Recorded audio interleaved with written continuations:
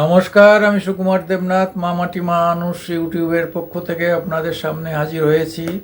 আচ্ছা ভাই, আমরা তো এখন পঞ্চম অর্থনীতির দেশ। আমাদের তৃতীয় অর্থনীতির দেশে মানে উত্তরণের কথা ছিল এবার।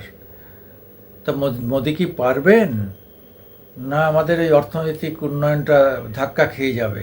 এটা নিয়ে অর্থনীতিবিদরা এবং উৎসাহীরা আলোচনা করছেন যে মোদিজি যদি ধাক্কা খেয়ে গেলেন তাহলে তার আর্থিক উন্নয়নের জায়গাটা কি হবে।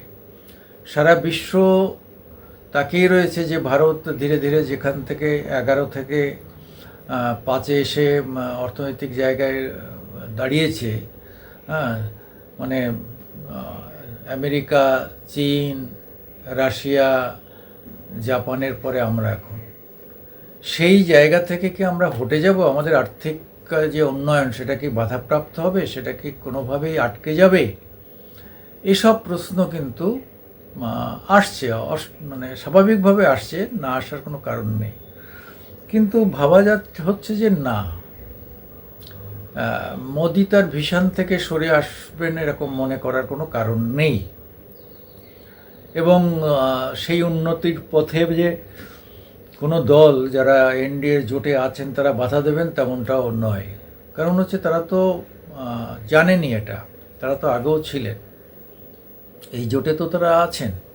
ফলে তারা জানেন যে আমাদের দেশকে কতটা এগিয়ে নিয়ে যেতে হবে।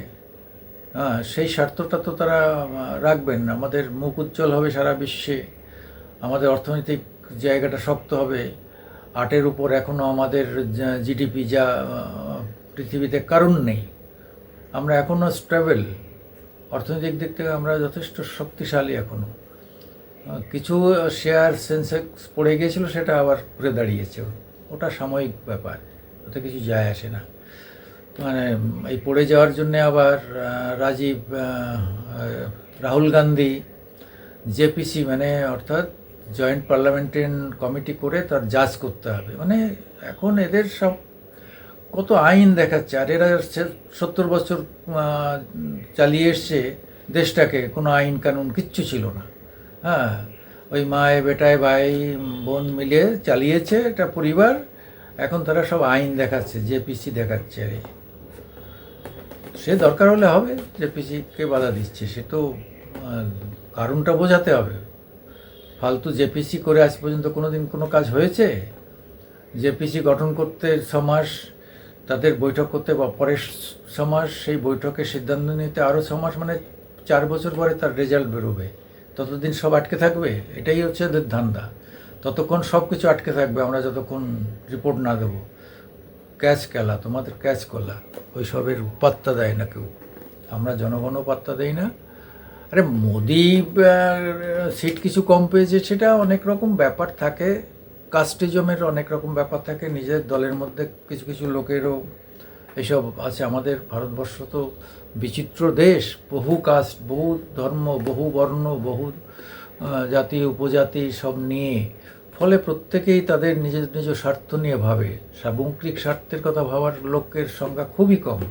সবাই তার নিজের কমিউনিটি, নিজের কাস্ট, ক্রিডের কথা ভাবতে ভাবতে আজকে আমরা ভারতবর্ষটাকে 70 বছর পিছিয়ে রেখেছিলাম। নতুন এক ভারতবর্ষ আমরা দেখছি, সেই ভারতবর্ষটা আগামী দিনে মোদি যে জায়গাটায় এনেছেন, আমরা চাই তৃতীয় স্থানে উঠে আসতে। অর্থাৎ আমেরিকা চীনের পরেই ভারতের অর্থনীতি থাকবে। আর 142 কোটি লোক আমাদের, সারা পৃথিবীতে সব থেকে আমরা এখন বেশি লোকের দেশ, আমার এত বড় মার্কেট, তা আমাদের পজিশন 3-এ হবে না তো কোথায় হবে? হ্যাঁ, আমরা জনসংখ্যা থাকবো 1 নম্বরে, আর অর্থনীতি থাকবো 3 পিছিয়ে অনেক দূরে, তা হয় নাকি? 5 নম্বরে থাকবো, আমরা 3 নম্বরে আসবো, এবং নিশ্চিতভাবে আসবো। এটা বলার অপেক্ষা রাখে না। এবং যথারীতি চন্দ্রবাবু নাইডু পোড় খাওয়া রাজনীতিবিদ, নীতিশ কুমার পোড় খাওয়া রাজনীতিবিদ, এবং এরা অনেক বুঝে শুনেই বিজেপিতে যোগ দিয়েছিলেন, মানে বিজেপির জোটে যোগ দিয়েছিলেন, এনডিএতে যোগ দিয়েছিলেন অনেক ভেবে, অনেক অঙ্ক কষে। কারণ তারা জানেন যে ভবিষ্যতে কংগ্রেস থাকবে না, ছোটোখাটো দলগুলো যদি টিকে থাকতে হয় তাহলে বিজেপির সঙ্গে গাঁটছড়া বাঁধতে হবে। আজকে যদি জেডু একা লড়তো, বিজেপি আলাদা লড়তো, জেডুর কী অবস্থা হতো? চন্দ্রবাবুর জায়গায় চন্দ্রবাবুকে বাদ দিয়ে যদি শুধু ইসে মোদি লড়তেন, কী হতো? তেলেঙ্গানার মতো অবস্থা তো অন্ধ্রের হতে পারত। যাই হোক, একটা জায়গায় এসে দাঁড়িয়েছে। আমরা চাই তৃতীয় অর্থনৈতিক দেশ হয়ে উঠুন আগামী 5 বছরে। এটাই আমাদের মোদি সাহেবের কাছে, মোদিজির কাছে আমাদের একান্ত আবেদন। আমি সুকুমার দেবনাথ মামাটি মানুষের পক্ষ থেকে আপনাদের সাপোর্ট চাই। আপনারা একটু লাইকস দেবেন, শেয়ার করবেন এবং দয়া করে আমাদের একটু সাবস্ক্রাইব করবেন।